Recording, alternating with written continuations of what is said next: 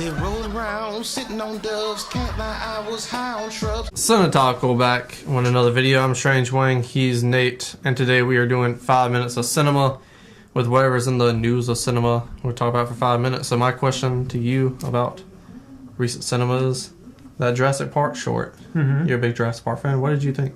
Hold on to your butts. I really liked it. So I think this is a good direction to go with these films.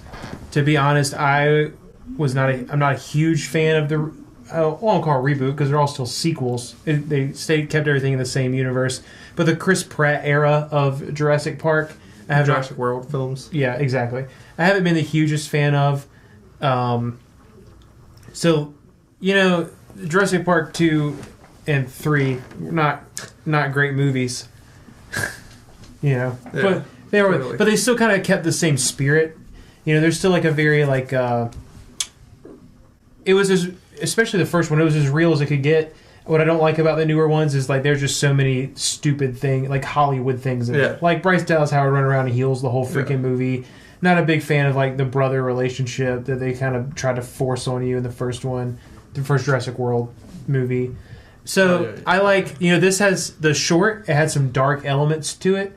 I feel like there's only all the movies have sort of just kind of been the same thing. You know, we go to this island where the dinosaurs are, and blah blah blah. So, and then in the second one, like one got into the people world for a little bit, but it didn't last very long. The only good scene of the film. So, adding that element to it, like now this is where we're taking this huge journey that we've been on since 1994, into like they are, what I love about it is Ian Malcolm warned us about this in the very, very first movie, and now it's happening. So it feels like they're finally bringing it full circle. So one thing I thought it was fine. Like I don't really care. I'm not invested in the franchise anymore. It's a one-hit wonder if you ask me. If I never see another CGI dinosaur on screen again, I'll be fine.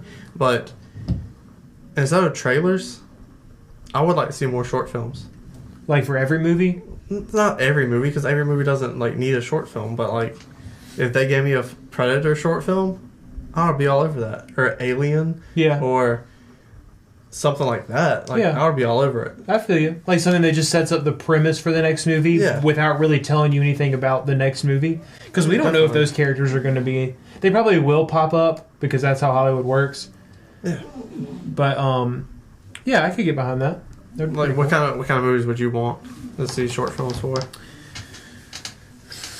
I feel like it's a good idea for franchises. Yeah. Like movies that are established already, So if I'm going to get more Star Wars movies, instead of giving me a trailer about characters I know already, just give me a little short film that kind of sets up a little plot point for the next movie or something like that. Something I'm not going to get. Because then it's just like, instead of showing me... So the big thing about franchises is people you don't want spoilers in the trailer, right? If it's a standalone film or the first film in a franchise, you don't know what's a spoiler or not. You have no idea. Yeah.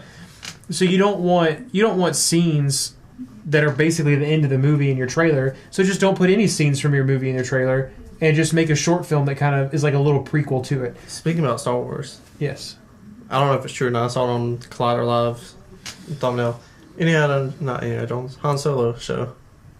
Would you rather see the show or another film? I would rather see another film. From what I understand, the show's just rumored. I don't think that's confirmed yet.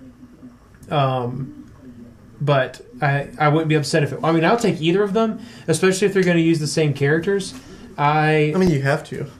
Yeah, well, I mean, if they're using... I mean, if they can get Ewan McGregor to play Obi-Wan in an Obi-Wan TV show, I think you can get Alden Ehrenreich to come. What else is he doing, So, no offense to him and his obviously better than mine acting career, but...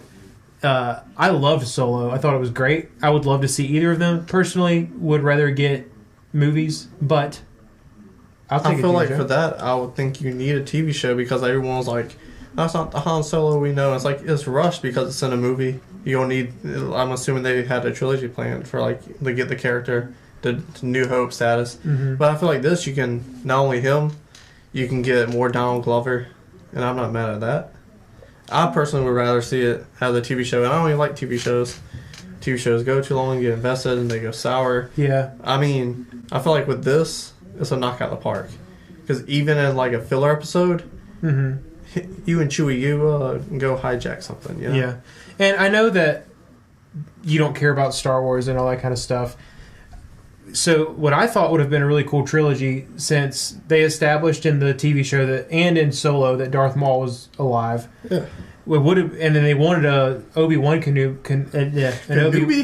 Obi-Wan movie.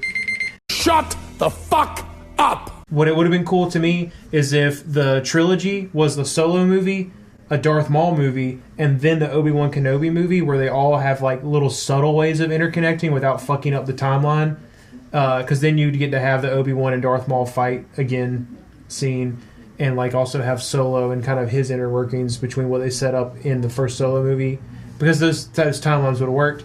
But if we get all of that in a TV show, especially now that Ewan McGregor is for sure coming back for the Obi-Wan, we might get a Solo movie. And I don't think that Ray Park is doing anything else, so maybe we'll get it. All right. Well, that was the 5 minutes of cinema talk from Cinetopical.